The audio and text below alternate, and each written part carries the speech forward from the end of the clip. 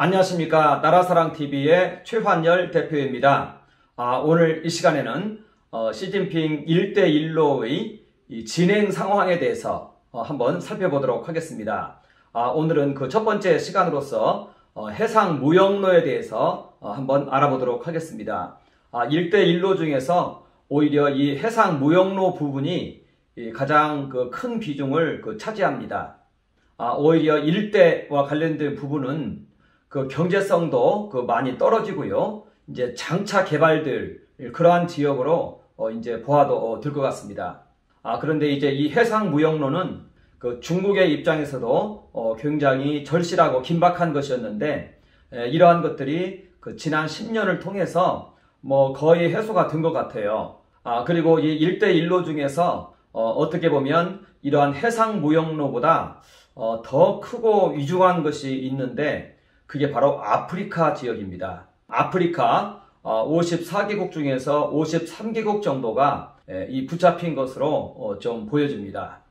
그리고 그 일대 쪽에 대해서는 오히려 이제 러시아하고 경합 지역에 있기 때문에 그다지 중국 입장에서도 이렇게 긴박한 그러한 지역은 아닌 것입니다. 그러니까 1대1로의 오히려 핵심이라고 볼 수 있는 것은 이 해상무역로이고요. 그리고 또 하나는 아프리카인 것입니다. 그리고 나머지 지역에 대해서는 이제 아마 점차로 경제 여건에 따라서 확대되어질 것으로 보여지는 그러한 지역이 되는 것입니다. 그러니까 중국 시진핑의 이 1대1로는요, 크게 여기 이 해상무역로 이 부분이 가장 중요한 위치를 점하고 있고요. 그 다음에 아프리카가 됩니다. 그리고 그 다음에 나머지 여기 동남아나 유라시아나 이 몽골이나 이런 쪽으로 이렇게 우리가 흐름을 봐도 될 것 같습니다. 1대1로에 대해서 2015년도에 중국 장가오리, 한문으로는 장고려인데요. 장가오리가 발표한 그 내용에 의하면 6대 회랑을 얘기했습니다. 그러니까 6으로 나누어서 이제 이러한 것들을 개발한다, 이렇게 이제 이야기를 한 것입니다. 그런데 제가 보았을 때 지난 10년을 경과해 놓고 보니까요, 그 6대 회랑 중에 아프리카가 빠져 있습니다. 그러니까 엄밀한 의미에서는 7대 회랑으로 보는 것이 맞는 것 같고요. 아프리카는 왜 이것을 뺐는가, 그리고 왜 은폐했는가, 그것은 좀 더 이제 다음에 드러나리라 이렇게 생각이 되어집니다. 왜냐면은요, 이 아프리카 쪽에다가 투자한 게 월등히 많습니다. 나라도 물론 53개국이니까 많고요. 그런데 여기에 주로 집중적으로 투자를 했는데, 사실 시작할 때 이 발표에서는 이 부분은 빠져 있었다는 것입니다. 그것이 또 하나의 또한 의문점으로 남는 그러한 사항인 것입니다. 그러니까 중국에서는 6대 회랑을 발표를 했는데, 이제 제가 이렇게 볼 때는 오히려 7대 회랑이 더 적절한 표현이 아닌가, 이렇게 생각이 되어집니다. 해서 이 6대 회랑을 간단히만 한번 지역별로만 한번 살펴보면은요, 1대 회랑이 여기 중국 파키스탄 경제 회랑입니다. 이게 그러니까 제일 중요한 경제 회랑입니다. 여기 이 과다르에서요, 이쪽 신장 위구르로 연결되어지는 약 2,700km 혹은 3,000km에 이르는 이 구간을 이제 인프라를 구축을 하고 이 과다르 항을 또 조차를 해서 여기 과다르 항에서 직접적으로 신장 위구르에 이르는 그러한 길을 여는 그러한 것입니다. 그리고 2대 경제 회랑이요, 이쪽 방글라에서 미얀마에서 이 중국으로 이어지는 여기는 이제 쿤밍으로 이어집니다. 윈난성에 있는 쿤밍으로 이어집니다. 여기 파키스탄은 신장 위구르 쪽으로 이어지고요. 여기 이 방글라데시 미얀마는 이제 쿤밍 쪽으로 이어집니다. 그리고 여기에는 이미 도로도 개설이 되어 있고 송유관도 이미 이제 완성을 했습니다. 그리고 이 두 개가 결국은 해상무역로하고 연결이 되어 있습니다. 그리고 여기에다가 이제 아프리카를 합하면 이 해상무역로가 완전하게 좀 구축이 되어지는 그러한 상황인 것입니다. 그래서 오늘은 이렇게 이 해상무역로 중심으로 이제 한번 살펴보도록 하는 것입니다. 그리고 세 번째 이 경제 회랑이 중국, 몽골, 러시아 이 경제 교량입니다. 이것은요, 이게 유라시아 대통로인데 이 유라시아 대통로와 몽골 초원을 연결하는 그러한 그 회랑입니다. 그러니까 어떤 면에서 보면은 중국 입장에서는 그다지 큰 사업성이 있는 그러한 것은 좀 아닌 것 같습니다. 러시아에서 중국으로 직접 내려오는 이 가스하고 석유 그 송유관을 연결시키는 거, 그것이 이제 사실은 좀 핵심 사업이 되겠습니다. 그리고 네 번째가 신유라시아 대륙 교량입니다. 이것은 이제 이 교량을 만들어서 유럽 30개국 그리고 1900km의 이 국제 철도를 좀 완성한다. 이러한 개념입니다. 이것은 이제 만저우리에서 출발을 해서 카자흐로, 모스크바로, 우크라 그리고 독일까지 이어지는 그러한 이제 그 유라시아 대륙 교량입니다. 그리고 다섯 번째로는 여기 우르무치에서 출발해서 키르키즈, 우즈벡, 이란, 그리고 터키, 그리고 독일로 이어지는 이게 이제 중앙아, 서아시아 경제 회랑입니다. 그러니까 이것은 이제 중국 신장에서 출발을 해가지고요, 중앙아시아 5개국, 그리고 서아시아 2개국, 이것을 이제 관통하는 이제 그러한 그림입니다. 여기에서는 페르시아만과 연결이 되어져서 석유하고 가스를 이 경로를 통해서 이제 조달한다. 이러한 그 개념이 되겠습니다.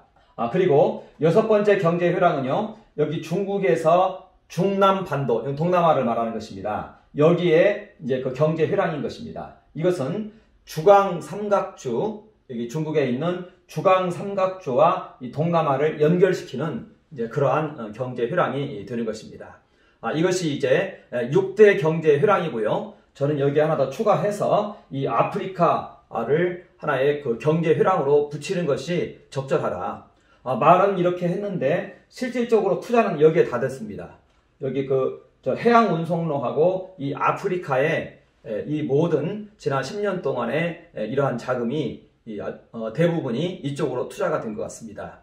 그래서 아프리카 부분이 굉장히 좀 심각하게 이 대륙 전체가 이 53개국이 그 중국과 그 연합해서 이제 개발을 하고 있는데, 그 중에서 17개국이 지금 부채 문제가 발생을 하고 있습니다. 물론 도산한 것도 있고요. 전부 이 부채 문제가 발생을 해서 그 땅을 이제 빌려줘야 되는 그러한 가운데 있는 것입니다. 그래서 이제 첫 번째로 우리 그 중국 미얀마 경제 회랑에 대해서 한번 살펴보도록 하겠습니다. 중국 미얀마 경제 회랑은요, 여기 중국의 윈난성에서 미얀마로 국제 통로가 2012년도부터 해서 개설이 되어 있습니다. 그러니까 윈난성 그 곤명에서 이쪽 미얀마에 오고, 또 이 미얀마에서 이쪽 방글라데시 치타공에 이르는 이 라인을 연결을 해서 방글라, 중국, 미얀마 경제 회랑을 여기에 이제 건설을 하는 것입니다. 그래서 먼저 우리는 중국 미얀마 경제 회랑을 이렇게 한번 살펴볼 수가 있는데요. 우리가 이제 미얀마란 나라를 간단히만 살펴보면은요, 그 60년간 그 군부 독재가 있는 그러한 나라입니다. 지난 2020년도에 아웅산 수지가 이끄는 그 정부가 총선에서 이 승리를 했는데, 또 2021년도 11월 달에 쿠데타가 나가지고 다시 군부 아래로 들어가는 그러한 이제 군부 독재가 실행되고 있는 그러한 나라입니다. 그리고 이 나라는 극빈국에 속합니다. 그러니까 1인당 1년 그 국민소득이 1,345달러, 그러니까 월 10만원 정도의 그러한 소득이죠. 그러니까 이제 극빈국에 속하고요. 그런데 이 미얀마에는요, 석유, 가스가 나옵니다. 석유가 이미 나오고 있고요. 가스 매장량이 대단하고요. 또 여기에서 이 보석이 나오는데, 그 전 세계의 그 루비가 한 80% 정도가 여기 미얀마에서 나옵니다. 그리고 이 미얀마에서 아편이 또 그렇게 많이 나옵니다. 그러니까 이 나라에서는 이러한 자원이 굉장히 그 풍부한 이 나라이고, 또 여기서 생산되어지는 이 보석은 또 전부 이 중국으로 들어가서 중국으로 또 이렇게 이제 그 수출되어지는 그런 가운데 있는 그러한 나라입니다. 그런데 이때 이제 중국 입장에서 볼 때는 미얀마는 굉장히 중요한 지역입니다. 여기 이 미얀마에서 국제 통로가 이렇게 이제 윈난성 곤명으로 이렇게 이어지는 그런 통로가 이제 개설이 됐는데 여기에 이제 송유관도 개설이 되었습니다. 그리고 이 미얀마의 짜오퓨 항도 이 중국이 거의 이제 조차를 해서 중국이 여기에 대해서도 항만 운영권을 이제 70% 정도 이게 지분을 가지고 있습니다. 이렇게 해서 여기를 통해서 이제 이 송유관을 통해서 석유가 조달이 되어지면 기존에는 이렇게 쭉 돌아서 석유 운송을 했어야 됐는데 이제는 곧바로 이렇게 들어올 수가 있게 된 것입니다. 그리고 여기에 있는 말라카 해협을 거치지 않아도 이렇게 바로 중국으로 이제 그 해양로를 통해서 에너지원이 들어올 수 있는 그러한 길이 열리는 것이기 때문에 이 미얀마에 대해서는 굉장히 중시 여기는 그러한 경제 특구입니다. 그리고 여기에 있는 그 치타공도 방글라데시인데요. 방글라데시의 그 주요 사업은 그 봉제입니다. 봉제, 의류죠. 그래서 여기에 있는 중국에서 원단이 이쪽 방글라데시 치타콩에 와서 여기에서 다 가공이 돼가지고 또 수출이 되어지는 그런 가운데 있는 것입니다. 그러니까 이쪽 미얀마와 방글라데시 치타콩은 중국 입장에서 볼 때 굉장히 중요한 경제 회랑이 되는 것입니다. 그래서 여기가 이제 제2 경제 회랑입니다. 제1 경제 회랑은 이쪽 파키스탄 과타르입니다. 파키스탄 과타르는 이쪽 신장 위구르에서 이쪽으로 넘어옵니다. 그럴 경우에는 이제 여기보다 더 가깝고요. 그리고 이 과다랑을 통해서 이거 전체를 곧바로 커버할 수 있는 그러한 항구입니다. 그리고 과다르항은 이 수심이 깊어서 잠수함 기지를 둘 수 있는 그러한 항구이고 천혜의 요새입니다. 그러니까 이러한 과다르항을 또 중국이 이제 이렇게 해서 점령을 한 것입니다. 이게 이제 제2 경제 회랑입니다. 그리고 이쪽 스리랑카와 몰디브도 다 중국이 이제 거의 접수를 했습니다. 그렇기 때문에 이게 완전히 이 진주목거리가 완성이 되었고 이 지부티에도 임차를 통해서 여기에 이제 중국 군대를 둘 수 있는 협정을 맺었고 이미 이제 시설을 착수하고 있습니다. 여기 이제 중국 군대가 여기에 또 이제 들어가게 됩니다. 물론 이 밑에도 중국과는 다 협약이 맺어져 있습니다. 그러니까 이 일대가 완전히 다 지금 중국에 의해서 장악이 되어 있는 것이죠. 또 이쪽으로 넘어와도 이쪽도 지금 그렇게 되어 있습니다. 그러니까 이 해양 전체가 사실은 중국에 의해서 거의 이제 장악이 되어 있는데 오늘 말씀드리는 이러한 해상무역로 이 부분들은 거의 중국에 의해서 장악이 되어져 있는 그런 가운데 있는 것입니다. 자, 그래서 지금 얘기하려고 하는 이 미얀마하고 여기 치타콩 이 부분에 대해서 잠깐 살펴보도록 하겠습니다. 이 중국 미얀마 경제 회랑은요, 중국 서부 대개발 이 이야기가 1999년도부터 나왔거든요. 그러면서 이 미얀마에 대해서는 2012년도에 이게 운남선이죠. 미얀마 국제 통로가 이때 이미 이제 개설이 됐습니다. 그러니까 하나의 도로가 개설이 됐다는 얘기죠. 이게 이제 2012년도에 이것이 되어 있었는데 이제 2015년도경부터 해서 1대1로가 시작이 되었습니다. 그러면서 38개의 프로젝트에 대해서 MOU를 맺고 약 1000억 달러가량 투자가 이루어졌습니다. 그러니까 1000억 달러면은 약 한 100조 원이 되는 것이죠. 그러면서 이제 이러한 프로젝트 가운데 2017년 4월 달에는 짜오퓨 쿤밍 송유관이 2017년 4월 달에 이제 개통이 되었습니다. 그리고 현재는 그 지분 인수를 추진 중에 있는데요. 한 70% 정도를 중국이 갖는 것으로 이렇게 이제 거의 확정이 되어 있습니다. 원래 한 85% 정도를 갖는 그러한 그림이었는데요.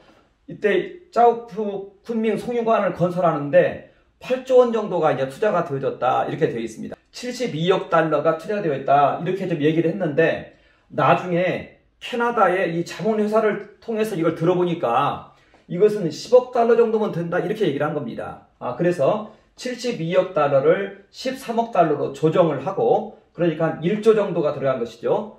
그렇게 하고 70%만 넘겨주는 것으로 이렇게 이제 되어 있습니다. 그리고 이 짜오푸하고 쿤밍 사이에는 고속도로도 건설 중에 있습니다. 이것도 지금 건설이 끝난 것으로 제가 최근에 듣고 있습니다. 그리고 이제 그 중국하고 미얀마에서 그 전부터 해서 2006년도부터 그 밀손댐 그 프로젝트가 좀 있었는데요. 이게 뭐냐면은 아라와디 강에다가 이제 댐을 지어서 이 댐을 통해서 이제 전력을 생산해서 미얀마하고 윈난성에다 공급한다. 이런 계획을 가지고 이제 추진을 해왔었는데 이제 이러한 짜오프 쿤밍 이러한 경제 회랑 이것을 위해서 이것은 좀 중단했다 이렇게 이야기를 하고 있습니다. 그러니까 주민들이 이 강을 좀 신성시하다 보니까 많은 반대도 있고 해서 이것은 그 중단이 됐습니다. 그러나 어찌됐든 이러한 38개의 프로젝트 가운데 이제 그 짜오프 쿤밍 송유관 이게 이제 하나의 또 거대한 인프라 건설이 되는 것이고요. 이 외에도 많은 인프라들이 이제 그 건설이 되고 있는 것입니다. 그러면서 미얀마 경제 회랑에는 100조 정도가 투자가 되어져 있다. 그리고 짜오프 쿤밍에 대해서는 송유관이 연결이 되어 있고 짜오프 항에 대해서는 약 70% 정도의 그 지분을 가지고 있다. 이렇게 우리가 이해할 수가 있겠습니다. 자, 그러니까 여기에 있는 이 미얀마에서 쿤밍으로 연결되어지는 국제 통로가 있고 고속도로가 거의 완공이 돼 있고 또 송유관이 연결되어 있고 짜오표 항에 대해서는 이제 70%의 지분을 가지고 있고 또 그 지역의 그 경제 회랑에 약 100조 정도 다 포함해서 지금 투자되어지는 그런 가운데 있다. 이렇게 좀 이해를 하면 되겠습니다. 그리고 이제 중국 방글라데시 경제 회랑이 있습니다. 이것은요, 여기에 있는 미얀마하고 방글라데시를 연결시키는 이제 그러한 그 경제 회랑입니다. 여기에서 우리는 이제 방글라데시를 좀 잠깐 살펴볼 필요가 있는데요. 여기에 있는 이 방글라데시는요, 1947년도에 그 인도하고 파키스탄이 분리가 됐습니다.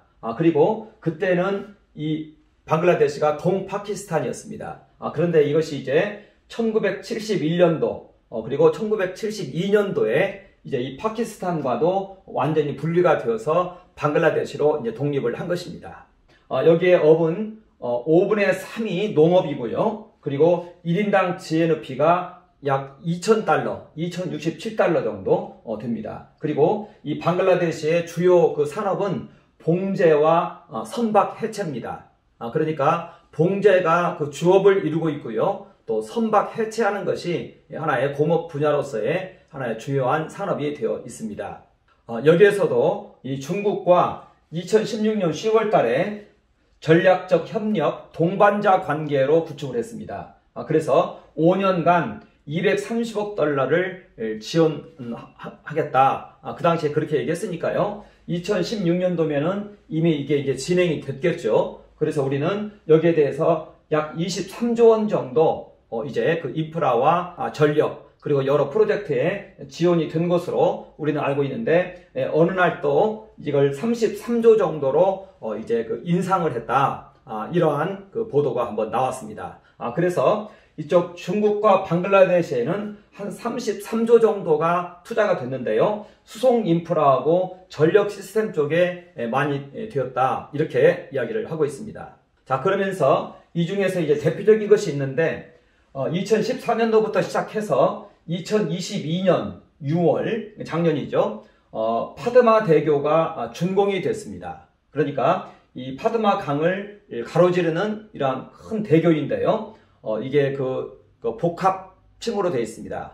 그래서 아래는 이 도로고 위로는 철도가 지나가는 이러한 형태로 해서 대교가 준공이 되었고요. 또 2022년 11월 26일 날에는 카나프리 강에서 치타공으로 연결하는 그러한 그 하저 터널, 이제 강 밑으로 들어가는 그 터널이죠. 이러한 해저 터널이 그 연결이 됐습니다. 이것은 남아시아의 그 최초 그 해저 터널이다. 이렇게 얘기하고 있습니다. 그런데 이렇게 이제 진행이 한 5년, 6년 이렇게 됐는데요. 그러한 상태에서 방글라데시 그 재무장관이 2022년 이 7월 달에 아주 작심하고 이 중국에 대해서 비판을 합니다. 말하자면 부채 외교라는 것이죠. 그러면서 이제 IMF에 구제금융을 신청을 하게 됩니다. 이게 2022년 7월 달입니다. 자, 그러면서 이제 사업성에 있어서 아직 좀 떨어지고 있는 그 5G 이 구축 사업하고 고속도로 개보수 사업 이거에 대해서는 이제 취소를 했습니다. 그런데 이 방글라데시란 나라가 이 봉제업이 주가 되어 있다 보니까요, 중국에 거의 예속이 되어 있습니다. 왜냐하면은 중국에 있는 모든 섬유를 이제 방글라데시에서 가공해서 이제 수출을 하기 때문에 그렇습니다. 자, 그런 상태이다 보니까 2022년 8월 달에 치타공에 중국 산업구역 설치를 이제 합의를 했습니다. 자, 그러니까 아무리 이렇게 그 방글라데시 입장에서는 중국을 떨쳐버리고 싶어도 떨칠 수가 없는 그런 가운데 있는 것입니다. 그래서 2022년 8월 달에는 이 치타공에 중국 산업구역 설치 합의를 했고요. 그리고 2022년 하반기에 이제 그 방글라데시가 인도 태평양 경제 프레임에 가입을 했습니다. 그러니까 중국에서 바로 경고가 내려왔습니다. 그러니까 이러한 부채들에 대해서 상환 압력을 넣으면 이 나라는 꼼짝을 못하는 것입니다. 그래서 이것을 가리켜서 부채의 덫이다, 지금 이렇게 표현하고 있습니다. 부채의 덫을 통한 외교다, 이렇게 이제 표현을 하고 있는 것입니다. 그러니까 정부에서 다른 어떤 견해가 나오면은 이 부채를 회수하라고 얘기를 하는 거예요. 그러면은 그 나라에서는 꼼짝없이 이제 그 중국의 예속이 되어지는 이제 그런 가운데 있다는 것입니다. 이러한 것이요, 이 스리랑카에서 아주 좀 적나라하게 드러났는데요. 보면은 여기에 이제 방글라데시 치타공에서 이제는 이 스리랑카, 이 한반도타 항이 있는데 여기가 어떻게 또 중국에게 넘어가는지를 한번 좀 간단히 살펴보면 다음과 같습니다. 여기 이 스리랑카는요, 여기에 있는 작은 섬인데 이 남아시아에서 2위로 잘 사는 나라입니다. 1위가 몰디브입니다. 그리고 2위가 여기 이제 그 스리랑카입니다. 여기에서는 1인당 국민소득이 약 4,100달러 정도 됩니다. 그러니까 다른 이러한 그 극빈국보다 아주 월등히 잘 살고 있는 그러한 나라이죠. 여기에서는 그 의류 공업이 좀 왕성하게 있고요. 그리고 오토바이도 생산하고 그 페리, 배죠. 이 페리호도 이런 것도 생산하는 이제 그러한 나라입니다. 자, 그런데 여기에서 2005년도에 마힌다 라자파크가 대통령이 됐습니다. 여기에서 타밀 엘람이라는 그러한 해방군을 이제 촉출을 하고 이제 그 마힌다 라자파크가 대통령이 됐는데, 이때 중국이 이 라자파크를 대대적으로 이제 후원을 했습니다. 그리고 이제 2009년에 그 마힌다 라자파크가 이게 자기 지역구입니다. 한반도타가. 그런데 옆에 콜롬보 항이 이미 있고 그 콜롬보 항을 통해서 모든 걸 합니다. 그런데 이 한반도타 항을 개발을 하기 시작합니다. 그러면서 이제 3억 달러를 이제 그 차관을 들여옵니다. 3천억이죠. 이때는 이자율이 1.2%였어요. 그런 상태에서 그 다음 해 2010년 11월 달에 완공을 했습니다. 그런데 배가 안 들어오는 거예요. 옆에 콜롬보 항으로는 한 3,400여 척이 들어오는데 이쪽 그 한반도타 항으로는 배가 안 들어오는 거예요. 열 몇 척 정도밖에 안 들어오고 그것도 다 중국 배만 들어오는 겁니다. 그러다 보니까 이게 이제 수익성이 없어가지고 이제는 거의 또 그 위기 가운데 이제 빠집니다. 이랬을 때 오히려 2011년도에는 7억 달러 정도를 또 차관을 합니다.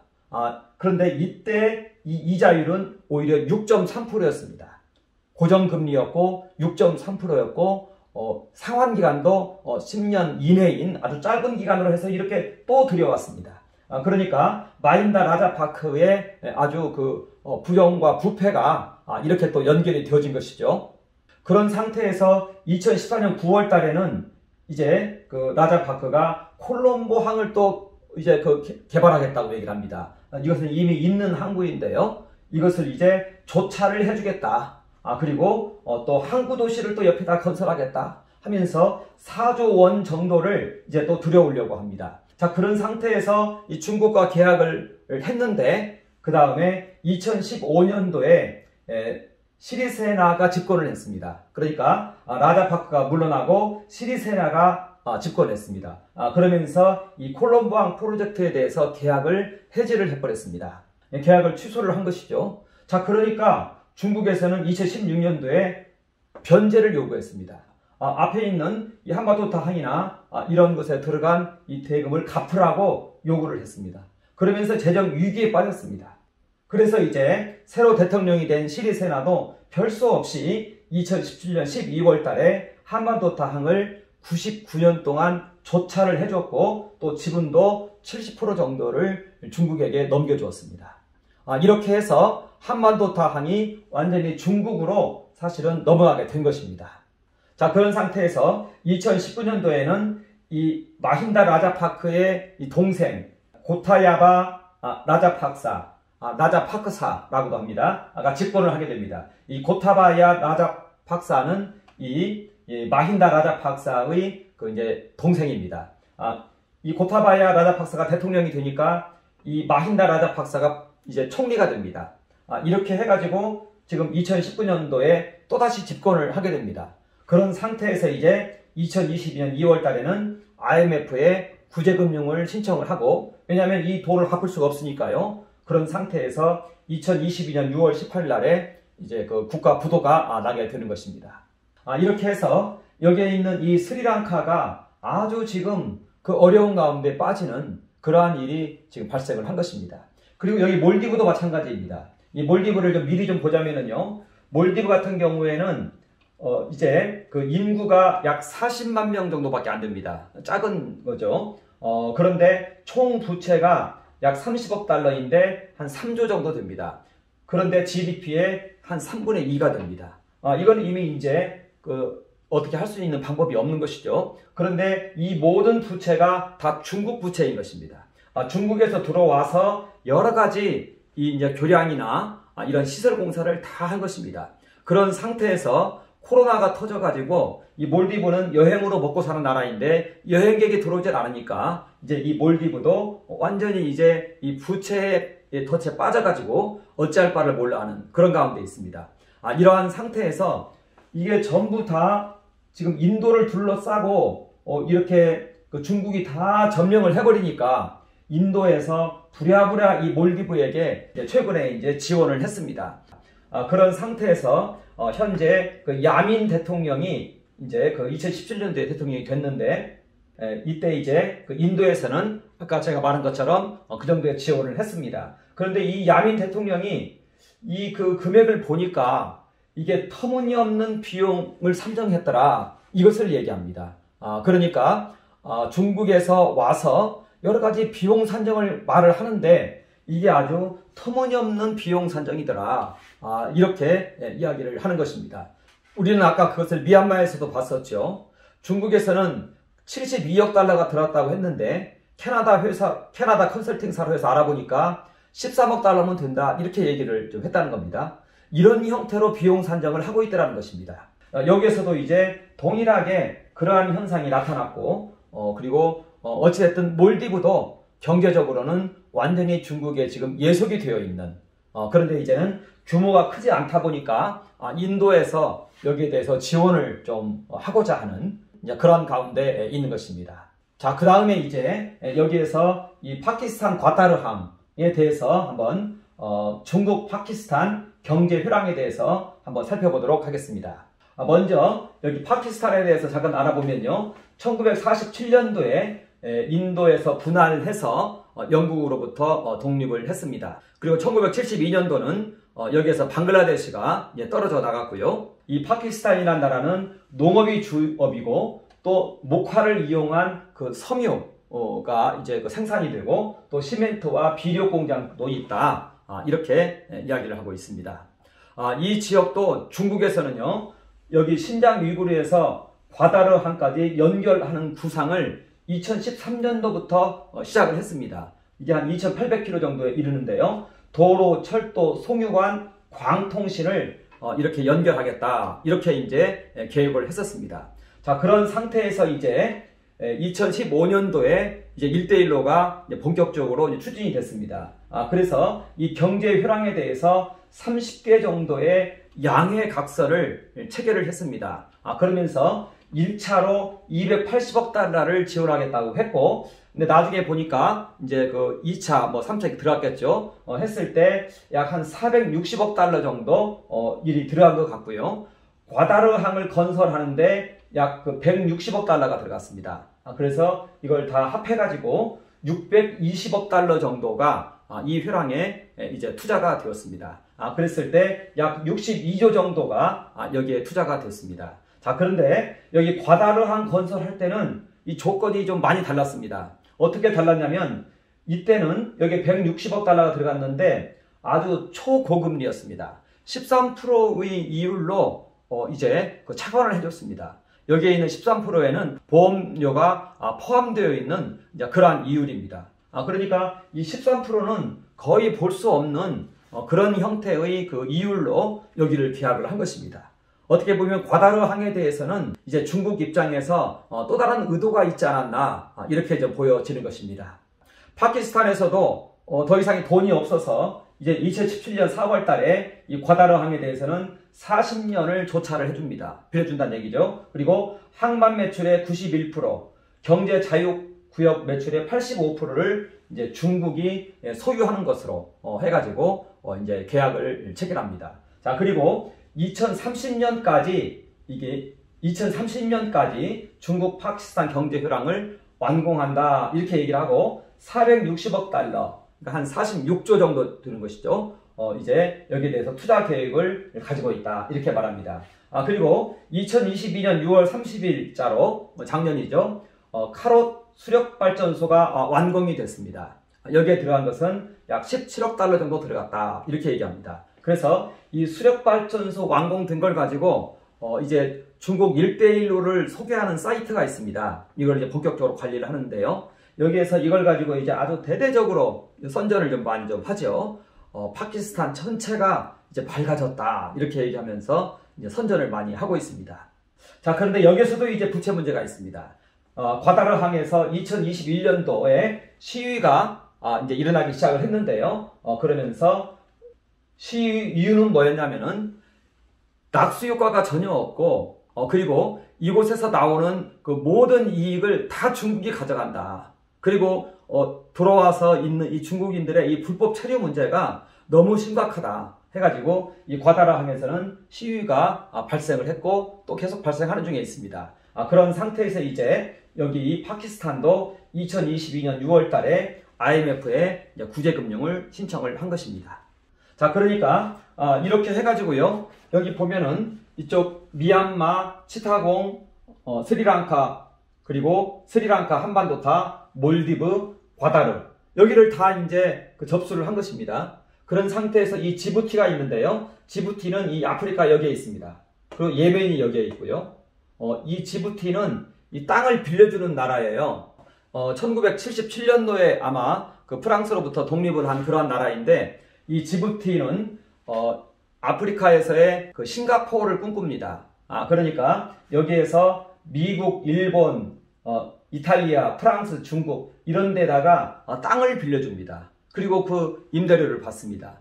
자, 그런데 여기에서 2016년 3월 달에 중국과 해군 건설에 대해서 합의를 하고 이미 또 착공이 들어갔습니다. 자, 그러니까 이런 것들은이죠.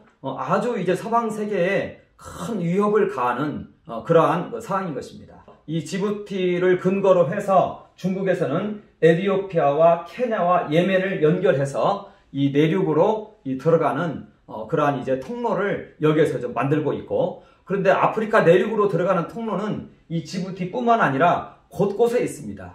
그런데 이제 이 지부티에는 군대까지 여기에 주둔을 시키는 것이죠. 그러니까 군대를 이렇게 주둔을 시키는 이유는요, 이제 돈을 안 갚고 또 이제 이렇게 떼일 위험이 있고 할 때, 그리고 이제 정부가 바뀌어가지고 이런 거에 대해서 이제 문제가 발생을 했을 때 군대를 투입하기 위한 그러한 이제 하나의 그 통로가 되는 것입니다.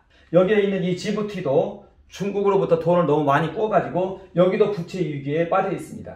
GDP의 85% 정도가 부채라고 그러는데요. GDP의 85%면 이거 어마어마한 겁니다. 이 중에서 중국계 한 70%가 된다. 이렇게 얘기를 하고 있습니다. 그러니까 이 지부티도 이 중국에 의해서 이 부채에 의해서 이제 꽉 잡혀 있는 상황인 것이죠. 여기에 대해서 이제 지부티가 다른 방향으로 가면 이 중국에서는 이 돈 갚으라고 얘기를 하는 것입니다. 자, 그리고 또 그리스가 있습니다.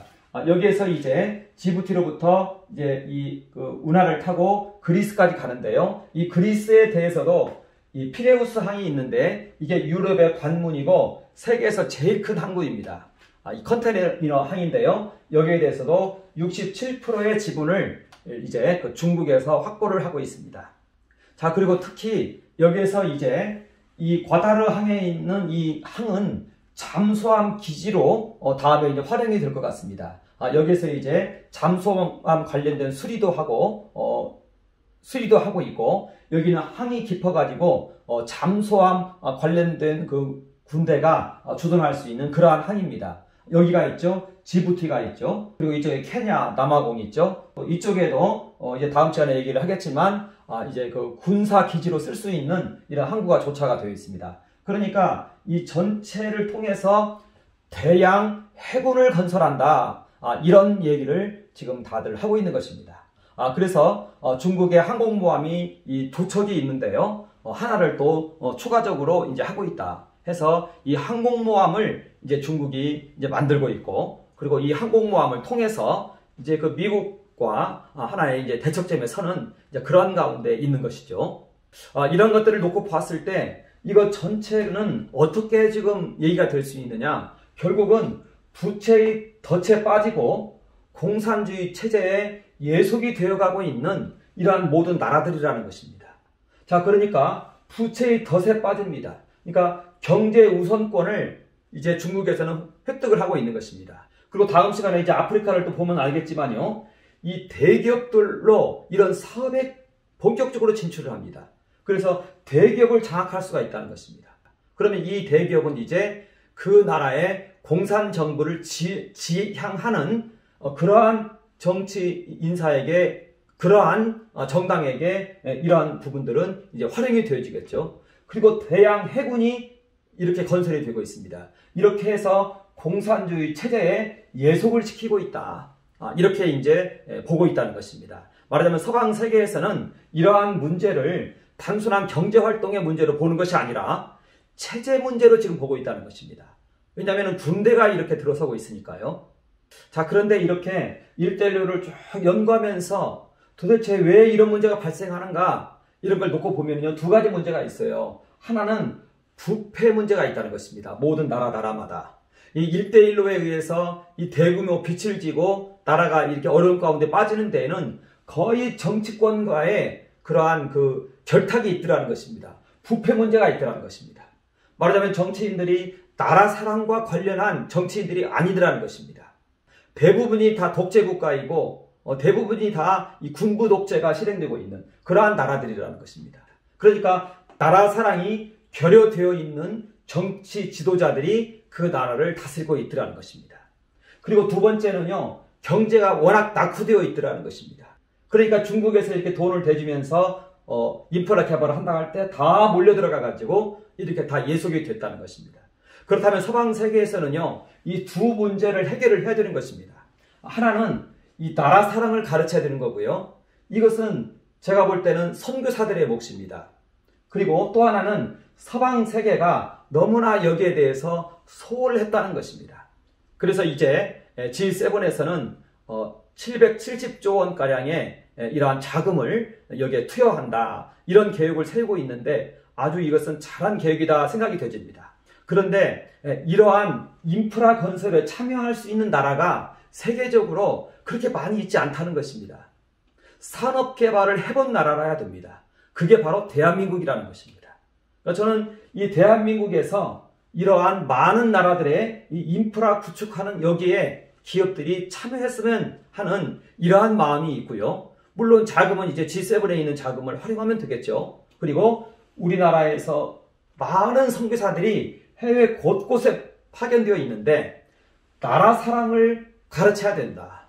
그래서 나라 사랑을 아는 젊은이들이 배출이 되어서 나라 사랑을 가지고 정치에 참여를 해서 그러한 이 공산 독재를 이렇게 극복을 해내고 민주주의가 그곳에 뿌리내리게 해야 된다.